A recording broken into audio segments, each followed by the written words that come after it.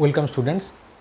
आज इस वीडियो में हम लोग सीखने वाले हैं रेस्पिरेशन, जो कि क्लास 10 का जो चैप्टर है लाइफ प्रोसेस, उसका सेकंड पार्ट है। उसका फर्स्ट पार्ट में हम लोग देखे थे कि जो न्यूट्रिशन है उसमें हम लोग क्या डिस्कस किए थे। हम लोग डिस्कस किए थे कि प्लांट जो है वो अपना फूड खुद बना सकता है और एनिमल जो है वो अपना फूड खुद नहीं बना सकता, रैदर वो डिपेंड करता है दूसरे एनिमल और प्लांट के ऊपर। इस वाले पार्ट में हम लोग देखेंगे कि जो फूड प्लांट हो या एनिमल हो, जो फूड उसने लिया था उस फूड को यूज़ करके जो एनर्जी रिलीज़ होता है, और उस एनर्जी को यूज़ करके हम लोग बहुत सारे काम करते हैं। जो भी एक्टिविटी होता है, वेरियस लाइफ प्रोसेस का जो भी एक्टिविटी होता है, वो सब कुछ करने के लिए हम लोग को जो ज़रूरत होता है वो है एनर्जी। अभी एनर्जी कहाँ से आएगा? एनर्जी आएगा एक प्रोसेस के ज़रिए। इस प्रोसेस को हम बोलते हैं रेस्पिरेशन। तो इस क्लास में हम लोग इस रेस्पिरेशन के बारे में पूरा डिस्कस करने वाले हैं। तो पहले देखते हैं ये जो रेस्पिरेशन है इसका प्रोसेस क्या है। रेस्पिरेशन प्रोसेस पहले देखते हैं कि रेस्पिरेशन का जो टारगेट क्या है। रेस्पिरेशन हम लोग के बॉडी में, जो एनिमल हो या प्लांट हो, जिसके बॉडी में रेस्पिरेशन क्यों हो रहा है? रेस्पिरेशन हो रहा है क्योंकि हर एनिमल हो या प्लांट हो, जो भी लिविंग थिंग्स है, उसको कोई ना कोई लाइफ प्रोसेस को कंटिन्यू करने के लिए उसको कुछ वाइटल एक्टिविटी करना पड़ता है। अब इस एक्टिविटी को करने के लिए कोई ना कोई एनर्जी की ज़रूरत होता है। तो रेस्पिरेशन एक ऐसा प्रोसेस है जहाँ पे हम लोग क्या करते हैं, जो प्रोसेस है, इस प्रोसेस के ज़रिए एनर्जी रिलीज़ होता है। कहाँ से होता है? फूड से। सो ये जो प्रोसेस है, अगर शॉर्ट में हम इसको डिस्कस करें तो इसका प्रोसेस जो होता है, इसका मेन टारगेट होता है रिलीज एनर्जी। ये है रेस्पिरेशन का मेन टॉपिक, मेन टारगेट। अब ये एनर्जी को रिलीज़ करने के लिए सबसे पहले देखना पड़ेगा कि एनर्जी रिलीज़ कहाँ से हो रहा है। ये एनर्जी जो रिलीज़ होगा, ये हमेशा आपको याद रखना पड़ेगा, ये फूड से होगा, क्योंकि फूड ही एक ऐसा चीज़ है जिसके अंदर एनर्जी रहता है। इस फूड को प्रोसेस करके सेल में ये एनर्जी रिलीज़ होता है, और इसी एनर्जी के यूज़ करके कोई भी लिविंग सिस्टम अपना लाइफ प्रोसेस का जो वाइटल एक्टिविटी है वो एक्टिविटी परफॉर्म करता है। अब सवाल ये आता है कि ये जो फूड है, इसी फूड से जो फूड हम लोग लेते हैं अपना बॉडी में, मान लीजिए कि टेक एन एग्जाम्पल, जैसे हम लोग ह्यूमन बींग्स हैं, हम लोग खाना खाते हैं, तो जो खाना खाते हैं उसी खाने से प्रोसेस करके एनर्जी आता है। लेकिन जो जिस फॉर्म में हम लोग खाना खाते हैं उसी फॉर्म से डायरेक्टली एनर्जी रिलीज़ नहीं होता। तो क्या होता है कि जो फॉर्म में हम लोग खाना खाते हैं उस फॉर्म को हम लोग जो खाते हैं वो लार्ज मॉलिक्यूल होता है, उसको प्रोसेस करके छोटा मॉलिक्यूल में कन्वर्ट किया जाता है। फिर हम लोग का बॉडी में स्मॉल इंटेस्टाइन है, जहाँ से ये जो पूरा फूड है जो छोटा छोटा हिस्सों में टूट गया है, इस फूड को ब्लड एब्जॉर्ब करता है, और उसके बाद वो और भी जो भी सेल है पूरा बॉडी में, जहाँ पे भी सेल है वहाँ पे ट्रांसफ़र करता है। सो ये जो प्रोसेस, मतलब लार्ज फूड को छोटा करके ब्रेक डाउन करने का जो प्रोसेस है, इसको हम कहते हैं डाइजेशन, जो हमने पिछले क्लास में देखा है। अब डाइजेशन जो है, आफ्टर डाइजेशन के बाद जिस फॉर्म में फूड हम लोग का बॉडी में एब्जॉर्ब होकर ट्रांसफ़र होता है, उस फॉर्म को हम कहते हैं एसिमिलेटेड फूड।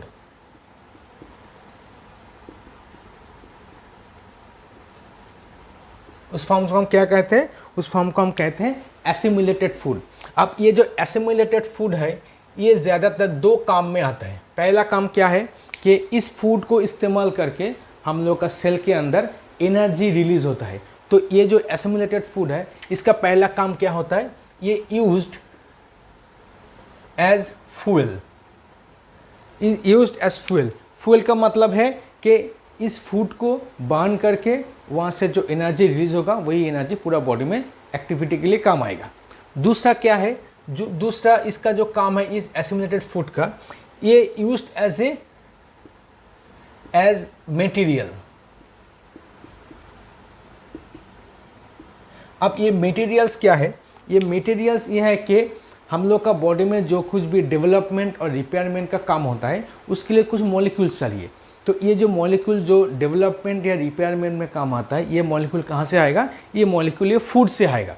तो जो कुछ भी हम लोग को बाहर से चाहिए वो सब क्या फूड के थ्रू हम लोग के बॉडी में आता है।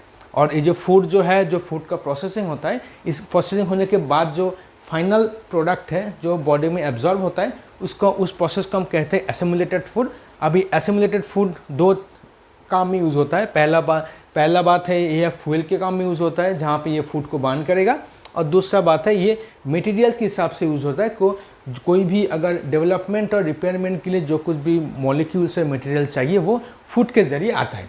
तो इस वाले हिस्से में हम लोग क्या देखेंगे कि फूड को फ्यूल की तरह यूज़ करके कैसे वहाँ से एनर्जी रिलीज़ किया जाता है और कैसे उस एनर्जी को बॉडी में स्टोर किया जाता है, और अगर ज़रूरत पड़े तो उस एनर्जी को कैसे आगे यूज़ किया जाता है। तो चलिए स्टार्ट करते हैं इसका नेक्स्ट पार्ट। ये जो एसिमुलेटेड फूड, जो कुछ भी एसिमुलेटेड हुआ है बॉडी के अंदर, ये तो हम लोग को पता है कि ये फ्यूल के हिसाब से काम करता है। अब इसको हम कहते हैं फूड पार्टिकल्स। जो भी एसिमुलेटेड हुआ उसको हम मान लीजिए कहते हैं फूड पार्टिकल्स। अब ये फूड पार्टिकल्स को क्या होगा, ये जो फूड पार्टिकल्स है ये पहले बर्न होगा। ये फूड पार्टिकल्स पहले बर्न होगा। बर्न होने के लिए, फूड को बर्न होने के लिए क्या चाहिए, फूड को बर्न होने के लिए चाहिए ऑक्सीजन। सो यहाँ पे हम लोग का रिक्वायरमेंट क्या है, ऑक्सीजन। मतलब जो एसिमुलेटेड फूड हम लोग का बॉडी में गया है उस एसिमुलेटेड फूड को ऑक्सीजन की मदद से बर्न होके यहाँ से धीरे धीरे क्या होगा, एनर्जी जो है वो रिलीज़ होगा, एनर्जी रिलीज़। अब ये जो बर्निंग प्रोसेस है ये स्लो प्रोसेस है, मतलब स्लोली बर्न होगा, बर्न होके वहाँ से जो रिलीज़ होगा वो होगा एनर्जी।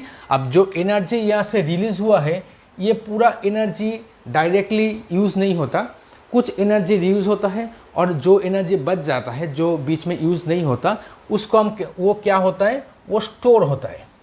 सो एनर्जी स्टोर होता है in the form of ATP. ATP molecule के फॉर्म में जो एनर्जी है, एक्सेस एनर्जी, मतलब जो एनर्जी जब भी रिलीज़ हुआ इमीडिएट जो एनर्जी यूज़ नहीं हुआ वो स्टोर हो जाता है किसके फॉर्म में, एटीपी का फॉर्म में। अब ये जो बर्निंग प्रोसेस है, ये जो पूरा प्रोसेस है, ये पूरा बर्निंग प्रोसेस होता है कहाँ पे, सेल के अंदर, इनसाइड द सेल।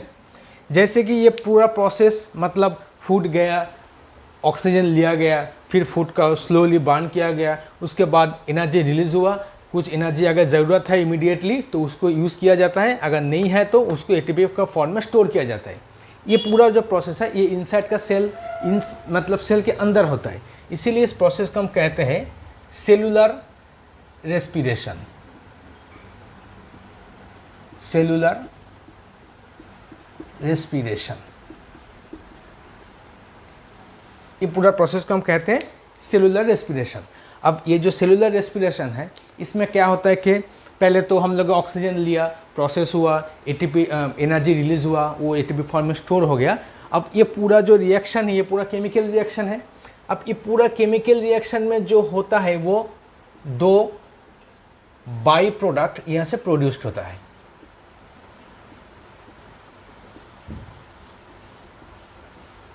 दो बाई प्रोडक्ट प्रोड्यूस होता है।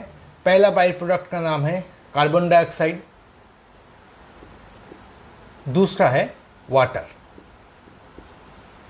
ओके, पहला बाई प्रोडक्ट जो सबसे ज़्यादा प्रोड्यूस होता है वो है कार्बन डाइऑक्साइड और दूसरा है वाटर।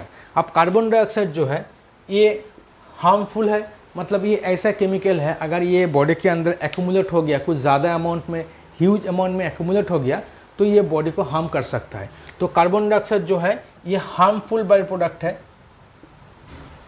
एंड वाटर जो है ये हार्मलेस, रैदर बेनिफिशियल, क्योंकि ये जो वाटर है इसको हम बाद में कुछ और प्रोसेस में यूज़ कर सकते हैं। लेकिन कार्बन डाइऑक्साइड जो है ये हार्मफुल है। तो जैसे कि कार्बन डाइऑक्साइड हार्मफुल है तो हम लोग को क्या करना पड़ेगा, एक दूसरा सिस्टम को इवॉल्व करना पड़ेगा जहाँ से ये हार्मफुल प्रोडक्ट एलिमिनेट हो सकता है, एलिमिनेट फ्रॉम बॉडी। अब ये जो कार्बन डाइऑक्साइड एलिमिनेट होता है, ये क्यों एलिमिनेट होता है, क्योंकि ये हार्मफुल है। तो ये है ओवरऑल रेस्पिरेशन का प्रोसेस, मतलब इसमें ओवरऑल आइडिया दिया गया है कि क्या क्या इसमें होता है। अब देखते हैं डिटेल प्रोसेस क्या होता है। पूरा जो रेस्पिरेशन है इसको अगर हम प्रोसेस के हिसाब से डिवाइड करें तो इसको हम दो प्रोसेस में डिवाइड कर सकते हैं। पहला प्रोसेस क्या है, पूरा रेस्पिरेशन को हम दो प्रोसेस में डिवाइड करेंगे। एक प्रोसेस है कि ये जो ऑक्सीजन है, मतलब रेस्पिरेशन करने के लिए जो ऑक्सीजन चाहिए हमको, इनके सब प्लांट के लिए तो ड्यूरिंग फोटोसिंथेसिस ऑक्सीजन प्रोड्यूस्ड हो रहा है। लेकिन अगर आप एनिमल के बारे में सोचें तो उसके बॉडी में ऑक्सीजन प्रोड्यूस नहीं होता। तो एनिमल के लिए वो फुल्ली डिपेंडेंट है कि एटमॉस्फेरिक ऑक्सीजन, मतलब नेचर में जो ऑक्सीजन है उसी के ऊपर डिपेंडेंट है। तो मतलब जो ऑक्सीजन एयर में है या नेचर में है उसको बॉडी के अंदर लाना है, उसके बाद उस ऑक्सीजन को यूज़ करना है फॉर रेस्पिरेशन। अब ऑक्सीजन जो है वो एयर से लेके हम लोग का जो डिफ्यूजिंग पार्ट है, मतलब जहाँ से ऑक्सीजन बॉडी के अंदर जाएगा, उस पार्ट में जाने के लिए जो प्रोसेस फॉलो होता है उसको हम कहते हैं ब्रीदिंग।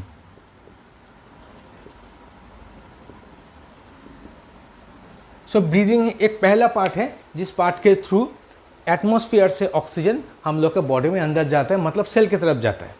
अब सेल में पहुंचने के बाद उसके बाद जो होता है वो सेलुलर रेस्पिरेशन, उसको हम कहते हैं, वो एक टाइप का बायोकेमिकल प्रोसेस होता है, ठीक है। तो उसको हम कहते हैं ऑक्सीडेशन ऑफ फूड। अब देखते हैं दोनों प्रोसेस में डिफरेंस क्या है। पहला जो ब्रीदिंग प्रोसेस है ये हम लोग का फिजिकल प्रोसेस है, ये फिजिकल प्रोसेस है। मतलब फिजिकल प्रोसेस का मतलब है कि बहुत सारे ऑर्गन्स, बहुत सारे सिस्टम इस प्रोसेस में जुड़ा हुआ है। मतलब जो एटमॉस्फेयर से ऑक्सीजन हम लोग का बॉडी के अंदर जाएगा, इसके लिए बहुत सारे ऑर्गन, बहुत सारे सिस्टम जो इन्वॉल्व है, उसी के हेल्प से एटमॉस्फेयर से ऑक्सीजन हम लोग का बॉडी के अंदर जाता है। लेकिन ये जो ऑक्सीडेशन ऑफ फूड है ये टोटली सेल के अंदर होता है और ये एक टाइप का ब्रेकडाउन ऑफ द सेल है। तो इसको हम कहते हैं बायोकेमिकल प्रोसेस। अब देखते हैं ये दोनों होता कहाँ पे है। ये जो फिजिकल प्रोसेस है इसके लिए अलग अलग ऑर्गेनिज्म में डिफरेंट टाइप का सिस्टम और ऑर्गन है। मान लीजिए हम लोग का अगर हम ह्यूमन के बारे में बात करें, हम लोग के बारे में बात करें, तो हम लोग का ब्रीदिंग प्रोसेस जो है फिजिकल प्रोसेस है। और यहाँ पे जो एक्सचेंज ऑफ गैस होता है वो होता है लंग्स के ज़रिए। तो यहाँ पे हम मेंशन कर सकते हैं कि in case of human beings, मतलब जहाँ पे भी फिजिकल प्रोसेस हो रहा है वहाँ पे हम लोग के लिए लंग्स इन्वॉल्व है। सो लंग्स के थ्रू गैस के एक्सचेंज होता है, मतलब एटमॉस्फेयर के जो ऑक्सीजन है वो बॉडी के अंदर जाएगा लंग्स के थ्रू में। लेकिन ये जो ऑक्सीडेशन ऑफ फूड है ये तो सेल के अंदर हो रहा है। तो सेल के अंदर में एक स्पेशल टाइप का सेल ऑर्गन होता है जिसको कहते हैं माइटोकॉन्ड्रिया। तो ये जो बायोकेमिकल प्रोसेस है ये होता है कहाँ पे? माइटोकॉन्ड्रिया पे। अब ये माइटोकॉन्ड्रिया जो है ये सेल के अंदर पाया जाता है और ये माइटोकॉन्ड्रिया यूकैरियोटिक सेल के अंदर पाया जाता है। तो मतलब ये जो ऑक्सीडेशन ऑफ फूड हुआ ये एक टाइप का बायोकेमिकल प्रोसेस हुआ जो सेल ऑर्गेनेल माइटोकॉन्ड्रिया के अंदर प्रोसेस होगा, उसके बाद फूड से एनर्जी रिलीज होगा। इसीलिए कहा जाता है कि ये जो माइटोकॉन्ड्रिया है ये सेल का पावर हाउस है। मतलब यही जो वो ऑर्गेनेल है जहाँ पे पूरा सेल का काम करने के लिए जो कुछ भी एनर्जी चाहिए वो सब इसी सेल ऑर्गेनेल में प्रोड्यूस होगा, मतलब रिलीज होगा। उसके बाद ये अपने अपने हिसाब से डिस्ट्रीब्यूट हो जाएगा, ठीक है। तो पूरा रेस्पिरेशन का हम दो हिस्से में बांट दिया। एक होता है ब्रीदिंग प्रोसेस, फिजिकल प्रोसेस, एक होता है ऑक्सीडेशन ऑफ फूड, मतलब के बायोकेमिकल प्रोसेस। अब देखते हैं उसके बाद में क्या होता है कि एटीपी जो एनर्जी जो रिलीज हुआ वो स्टोर होता है कि क्या फॉर्म में? वो स्टोर होता है एटीपी का फॉर्म में। अब ये एटीपी का फुल फॉर्म क्या है? एटीपी का फुल फॉर्म है adenosine try phosphate. Full form of ATP है एडिनोसिन ट्राइफॉस्फेट। ट्राइफॉस्फेट मीन्स यहाँ पे 3 फॉस्फेट ग्रुप यहाँ पे ऐड है, इसीलिए हम कहते हैं कि एडिनोसिन के साथ 3 फॉस्फेट ग्रुप जुड़ा हुआ है, इसीलिए हम कहते हैं एडिनोसिन ट्राइफॉस्फेट। अब ये एडिनोसिन ट्राइफॉस्फेट जो है ये बनता है 2 चीज़ों से। पहली बात ADP और उसके बाद चाहिए PI। अब इसका मतलब क्या है? ये जो ADP है इसका पूरा नाम है एडिनोसाइन डाई फॉस्फेट। देखिए ATP में क्या हुआ था? एडिनोसिन के साथ 3 फॉस्फेट जुड़ा हुआ था। ADP में एडिनोसिन के साथ 2 फॉस्फेट 2 फॉस्फेट जुड़ा होगा, मतलब यहाँ पे एक फॉस्फेट कम है, इसीलिए इसको हम कहते हैं ADP, एडिनोसिन डाइफॉस्फेट। अब एडिनोसिन डाइफॉस्फेट से एडिनोसिन ट्राइफॉस्फेट, मतलब ADP से ATP बनने के लिए एक फॉस्फेट एक्स्ट्रा चाहिए। ये जो PI हम लोगों ने मेंशन किया है, ये है वो एक्स्ट्रा फॉस्फेट। अब PI में I का मतलब होता है, इसका मतलब है इनऑर्गेनिक फॉस्फेट। इनऑर्गेनिक फॉस्फेट का मतलब सेल के अंदर फॉस्फेट ऐसे ही पड़ा हुआ है, ओके, इसीलिए हम इसको हम कहते हैं इनऑर्गेनिक इनऑर्गेनिक फॉस्फेट।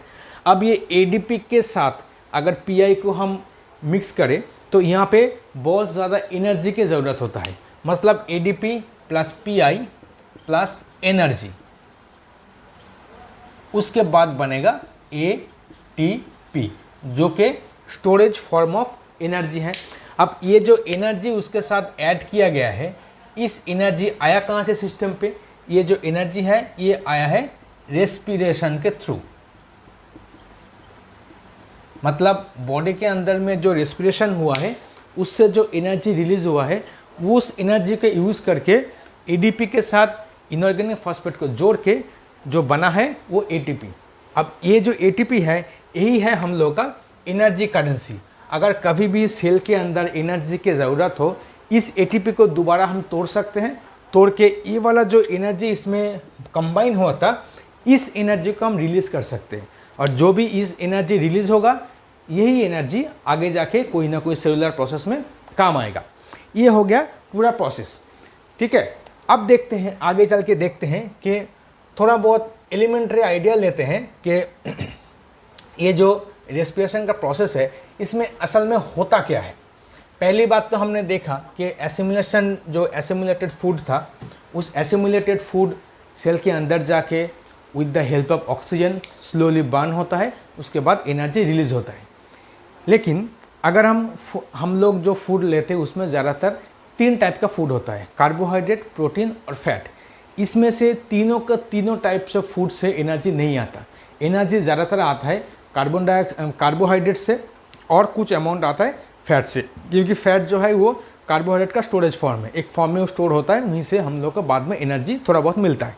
लेकिन सबसे ज़्यादा जो एनर्जी मिलता है वो मिलता है कार्बोहाइड्रेट से। अब कार्बोहाइड्रेट जो बॉडी में एब्जॉर्ब होता है वो होता है ग्लूकोज की फॉर्म में, ओके। सो पहले देखते हैं ग्लूकोज का फॉर्मूला क्या है।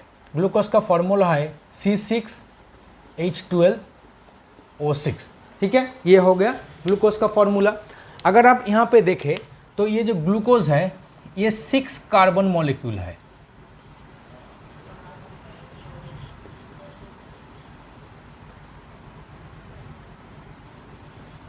ग्लूकोज जो है ये 6 कार्बन मॉलिक्यूल है, क्योंकि ग्लूकोज में कार्बन के साथ 6 है, मतलब 6 कार्बन इसमें मॉलिक्यूल है।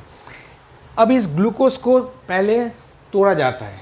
पहले जो तोड़ा जाता है तो ग्लूकोज से क्या बनता है? ग्लूकोज से जो बनता है उसको हम कहते हैं पाइरूवेट, और इसका एक और नाम है पाइरूविक एसिड। अब ये जो पाइरूविक एसिड है ये 3 कार्बन मॉलिक्यूल है, इसमें ये 3 कार्बन मॉलिक्यूल है, मतलब एक पाइरूविक एसिड में 3 ठो कार्बन रहता है। अब देखिए जहाँ से शुरू हुआ था, मतलब जो ग्लूकोज था वो 6 कार्बन था, उसके बाद जो कन्वर्ट हुआ वो हुआ पाइरूवेट, और पाइरूविक एसिड में जो 3 कार्बन मॉलिक्यूल है।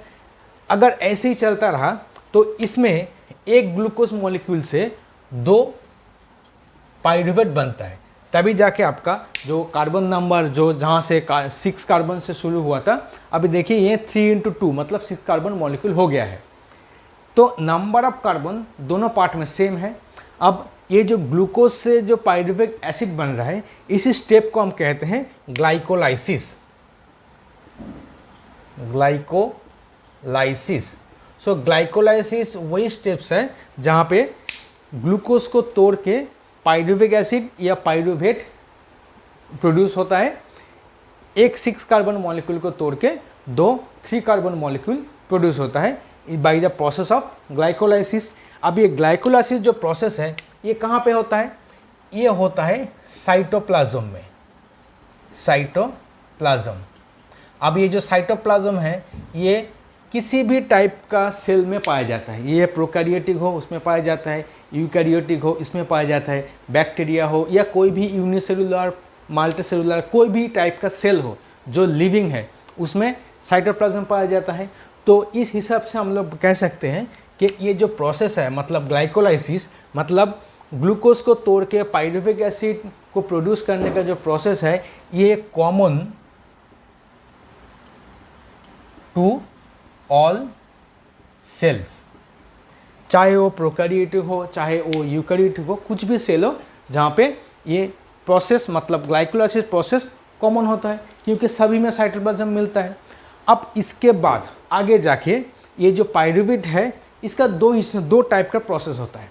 अगर कोई यूनिसेलुलर हो या मल्टीसेलुलर हो, कोई भी यूकैरियोटिक सेल हो मतलब जिसके अंदर माइटोकॉन्ड्रिया पाए जाते हैं, अगर वैसा सेल मिला तो यहाँ पे क्या होगा, ये पाइरुवेट जो है ये कन्वर्ट हो जाएगा किसमें, carbon dioxide, water and energy.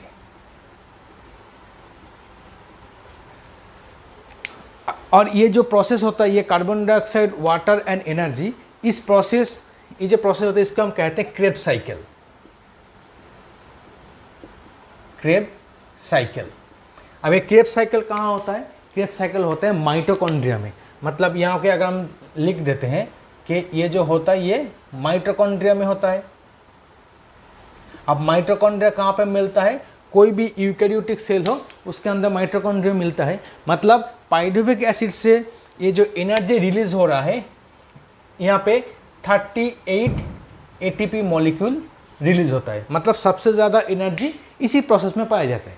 तो अगर यूकैरियोटिक सेल हुआ जिसके अंदर माइटोकॉन्ड्रिया है, उसी टाइप का सेल में ये पाइरुविक एसिड कन्वर्ट होके energy, huge amount of energy produce करेगा with the help of a process जिसको हम कहते हैं क्रेब्स साइकिल।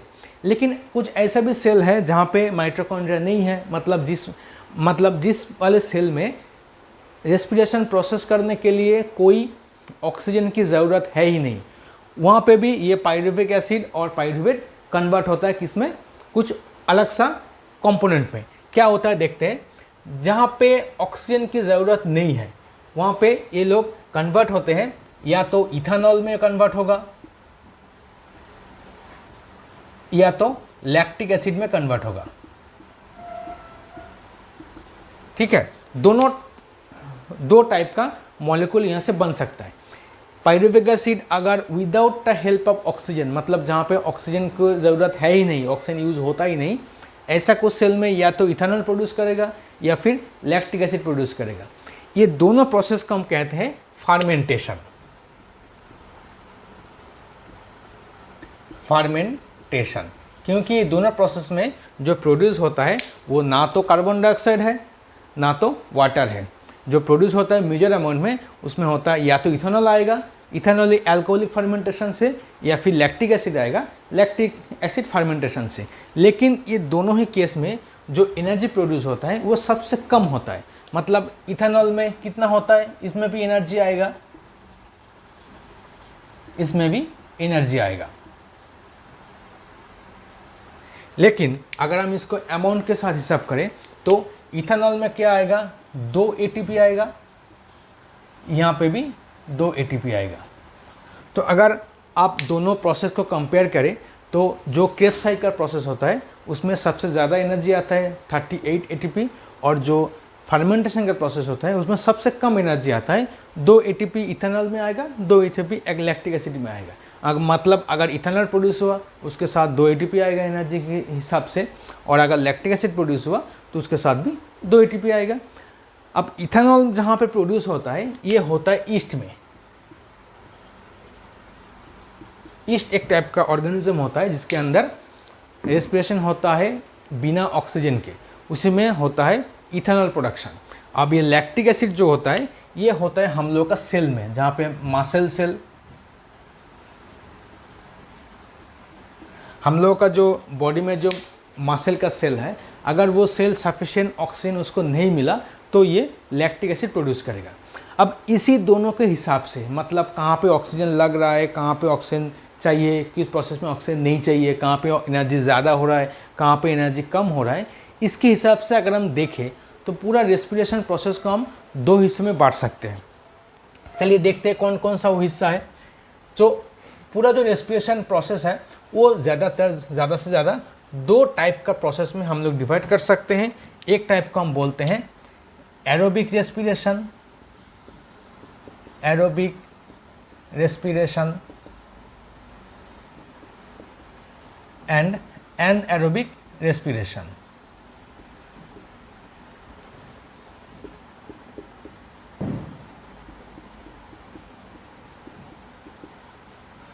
अब ये एरोबिक रेस्पिरेशन जो है, यहाँ पे क्या होता है, इस टाइप के रेस्पिरेशन में विथ हेल्प ऑफ ऑक्सीजन, इस टाइप के रेस्पिरेशन में ऑक्सीजन चाहिए। और इसी टाइप का रेस्पिरेशन कहाँ पे होता है, माइटोकॉन्ड्रिया में होता है। एंड यहाँ पे क्या होता है, मोर एनर्जी रिलीज्ड, सबसे ज़्यादा एनर्जी जो होता है वो एरोबिक रेस्पिरेशन में होता है। कितना एनर्जी होता है, 38 ATP, ये सबसे ज़्यादा अमाउंट का एनर्जी होता है। अब ये जो एनारोबिक प्रोसेस रेस्पिरेशन है, इसमें ऑक्सीजन की कोई ज़रूरत है ही नहीं। तो ये जो रेस्पिरेशन है इसको हम कहते हैं विदाउट हेल्प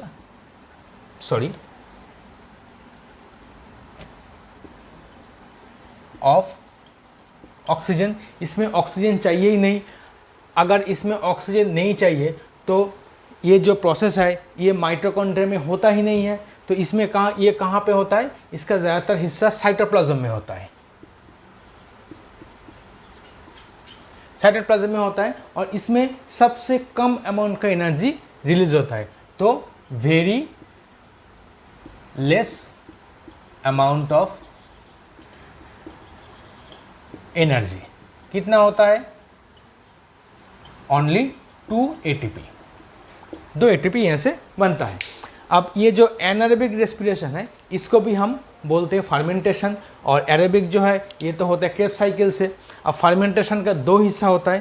पहला हिस्सा क्या है, एक होता है इसमें इथेनॉल प्रोड्यूस होता है,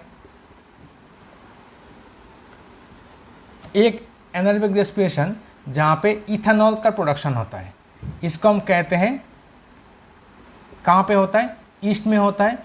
इसको हम कहते हैं ईस्ट फर्मेंटेशन और अल्कोहलिक फर्मेंटेशन। और दूसरा जो होता है उसमें लैक्टिक एसिड प्रोड्यूस होता है, जिसको हम कहते हैं लैक्टिक एसिड फर्मेंटेशन। कहाँ पे मिलता है, मसल सेल में। हम लोग का बॉडी में जो मसल सेल होता है उसमें मिलता है लैक्टिक एसिड। अब ये कब प्रोड्यूस होगा लैक्टिक एसिड, देखिए इथेनॉल जो है इसको कोई भी टाइम ले लीजिए जहाँ पे ऑक्सीजन की ज़रूरत नहीं होता है। लेकिन लैक्टिक एसिड जो मसल सेल में प्रोड्यूस होता है इसमें इसका सिनेरियो कुछ अलग सा है। कैसा है, ये नॉर्मल सेल है, ये एरोबिक, इसमें नॉर्मल टाइम में एरोबिक रेस्पिरेशन होता है। लेकिन अगर हम लोग कुछ ज़्यादा एक्सरसाइज कर ले, मतलब इस टाइप का मसल को अगर कुछ ज़्यादा यूज़ कर ले, ज़रूरत से ज़्यादा अगर यूज़ कर ले हम लोग, उसमें क्या होता है कि उसमें रेस्पिरेशन के लिए बहुत ज़्यादा ऑक्सीजन की ज़रूरत होता है, लेकिन उतना ऑक्सीजन सप्लाई तो नहीं होता।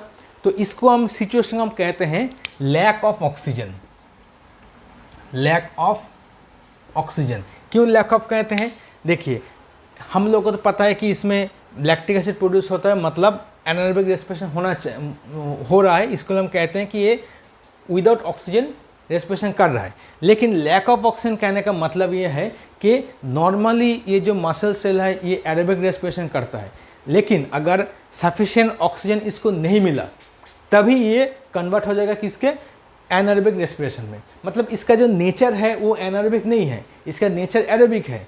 मतलब ये एनर्जी प्रोड्यूस करने वाला है, लेकिन सफिशिएंट ऑक्सीजन ना मिलने की वजह से ये एरोबिक रेस्पिरेशन से कन्वर्ट होकर एनारोबिक में आ जा रहा है। इसीलिए यहाँ पे लैक्टिक एसिड प्रोड्यूस होता है और बहुत कम अमाउंट का एनर्जी रिलीज हो रहा है। इसीलिए यहाँ पे क्या होता है, जो मसल सेल है इसमें क्रैम्प होता है। मतलब अगर हम बहुत ज़्यादा अगर फिजिकल एक्सरसाइज या बहुत ज़्यादा दौड़ लिए तो हम लोग का मसल में जो होता है वो क्रैम्प होता है, क्योंकि जब पहले हम लोग शुरू किए थे तब ये एरोबिक रेस्पिरेशन कर रहा था, लेकिन बाद में अगर ज़्यादा से ज़्यादा ऑक्सीजन की ज़रूरत होता है लेकिन सप्लाई नहीं है उसमें, तभी ये एनारोबिक प्रोसेस में शिफ्ट हो जाएगा। उसके बाद बहुत सारा अमाउंट का लैक्टिक एसिड का प्रोड्यूस करेगा और इसी लैक्टिक एसिड की वजह से हम लोग को मसल में जो क्रैम्प होगा। अब इस क्रैम्प को हटाने का दो ही तरीका है। पहला तरीका जो होता है, हम लोग क्या कर सकते हैं, हॉट वाटर इसमें अंदर से पास कर सकते हैं, मतलब हॉट वाटर ट्रीटमेंट हम लोग इसमें कर सकते हैं, उसमें जो क्रैम्प है वो धीरे धीरे ठीक हो जाएगा। दूसरा प्रोसेस है वो है मसाज। अगर ठीक तरीके से मसाज किया जाए तो ये जो इसका जो लैक्टिक एसिड जो भी फॉर्मेशन हुआ था मसल सेल के अंदर, उस लैक्टिक एसिड धीरे धीरे कम हो जाएगा और क्रैम्प धीरे धीरे ख़त्म हो जाएगा। फिर से वो अगर नॉर्मल ऑक्सीजन उसको मिल गया तो एनारोबिक से वो एरोबिक रेस्पिरेशन में कन्वर्ट हो जाएगा। ठीक है, आई होप कि यहाँ तक आपको सभी कुछ पसंद समझ में आ गया।